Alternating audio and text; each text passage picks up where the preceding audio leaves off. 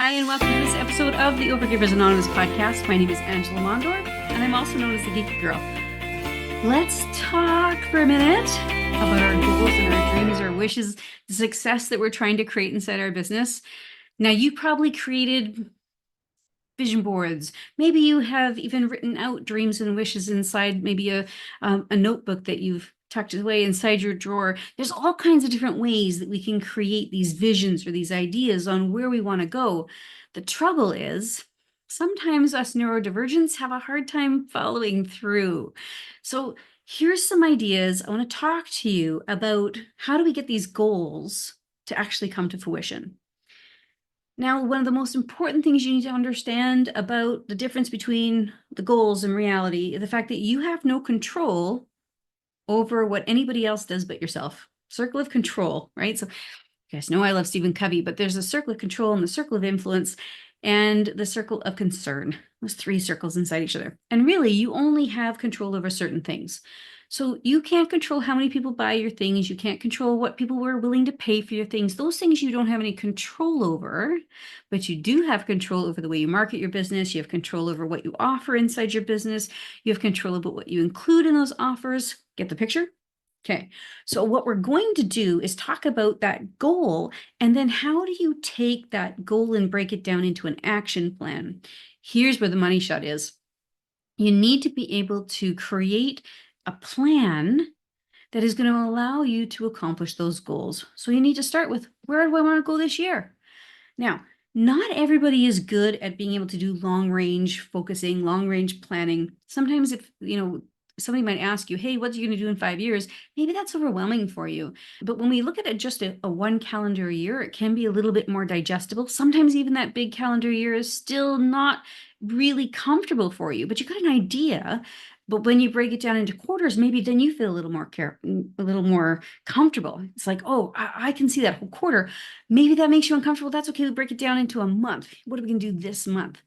But when you start with that end in mind, which is another Stephen Covey thing, that yearly goal, and you break it down into the quarters and you break it down into the months, and then you put your weeks together based on what you're going to do in that month, now it becomes a whole lot more manageable. Instead of trying to think about that whole year's worth of time, now you're only thinking about what am I doing this week in order to accomplish things for this month, and it rolls uphill. So this is different than the way a corporate world would do it. This is a different way of seeing things than a lot of people teach. So I'm going backwards, okay? I want you to think about this and being able to say, what is it that I'm going to do? That's your goal. Now, your goals can be financial. Your goals could be based on how many people you want in your audience. They could be, I'm going to sell X amount of things. I'm going to grow my email list, blah, blah, blah. Like there's lots of different kinds of goals that you can create. And your success is yours alone. Don't let anybody tell you that you have to be a six-figure business to be successful. That's bullshit, because you might not want the stress and pain that comes with a six-figure business in whatever industry you're in. That might not be the path you want to be on. You might choose to have a success that looks completely different. When I first started my business in 2009, my kids were little. Success to me meant being able to earn enough income so that I could offset the costs inside our house and I could stay home with my kids and I'd be present for each and every one of my children's things that they needed me for, whether I needed to be at the classroom one day or I needed to be a hockey mom a day and into the dressing rooms, driving kids around to practices, those kinds of things. That was success to me in 2009. My success visions have changed throughout the years. And now, of course, my husband is moving into that retirement phase. We're talking about what are we going to do next in retirement. So, of course, my success vision is different than when it was when we had littles at home. So your successes will change too. So don't worry about what anybody else says. You paint your own way to your success. But the way there is to create the action plan. So it is really, really important. You take the dream, create the goals out of that dream, and then you break it down into how you're going to accomplish those things. What is it that you're going to create? Now, some people don't like SMART goals. I hear a whole lot of crap being thrown at SMART goals, but really a SMART goal is simply just something that is specific. We create a goal that's specific. I'm going to do this, and I expect this as a result, which is measurable, right? I'm going to grow my email list by 500 members. That's specific and it's measurable. Now, I choose out to change the A. They call it achievable. I don't call it achievable. I call it actionable, because we can only control our actions. We can't control the results. So the A is actionable. So then what can I do to get those 500 people? I'm going to take these actions to do it. What are those actions for you? Maybe creating a freebie. Maybe you do some Facebook ads. Maybe, I don't know. What is it that you're going to do that's actionable so that you can get to that measured 500 of the specific goal of growing your email list? And T stands for time bound. How long is it going to take you to make that happen? Is this a yearly goal, a quarterly goal, your monthly goal? Right? So I know people shit all over that whole SMART goal thing, but it really is important to think about the goal itself and how do I break it down? Okay.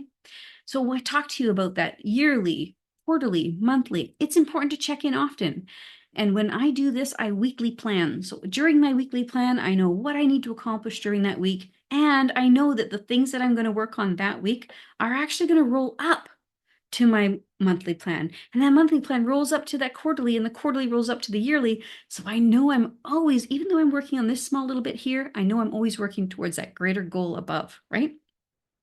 So you need to stay flexible because things happen. There's things we don't predict. I mean, all of us, there's things that happen in our lives, whether it's somebody gets sick, maybe you have aged parents to look after, maybe you got littles at home, maybe something happens that you can't get to a specific, maybe you drive to your appointments or something and maybe your car breaks down. I don't know. You have to be able to adapt and change. And when you do create the overall plan, and you are able to get to a point where you are planning weekly and rolling that up and planning monthly and quarterly, when you're doing those things and something unexpected happens, it's easy for you to say, oh, that happened and it's going to impact me in these ways. How can I mitigate those things? How can I take these moments and change them so that I'm not going to be terribly negatively affected? If you're just rolling by the seat of your pants and something negative happens, it might drag you so far down you don't even know which way you need to come up in order to get back to where you were, right? So that's why planning is important, but we need to put those actions on the plan, okay? That is how you're going to see success, because you can only control your actions. So you choose, okay, for this quarter, we're going to take these actions. Well, at the end of the quarter, you can say, did those actions work? Well, first of all, you say, did I take the actions? If you took the actions, good on you. If you didn't, well, we need to try to take those actions next time. Or did I take them and did they work? Did they work? Yes, awesome. How can I expand and change and grow that way to be able to continue doing that? Or no, they didn't work. Okay, what other actions can I take? When you break it down like this, then you have control over what those actions are. Now you can choose to make changes inside your business and in your life to grow a life and business that you actually love. Now, if you're somebody who struggles with creating things like this, or this seems crazy, outrageously, unexpectedly terrible, because I've met people who feel awful about this. I love these things and we have an absolute blast. We have a Rockstar Success Circle where we help you plan, organize, create those action plans, and help you to stay accountable to that, and help you also, be flexible as you're moving through this thing. And if you're looking for some of that, you can join us in the Rockstar Success Circle. We'll drop the link below and they'll be in the show notes. So you'll be able to have an outlet to be able to get the help you need so you can see the success inside your business, surrounded by a community of really supportive individuals that are all wanting you to succeed as much as you want them to succeed.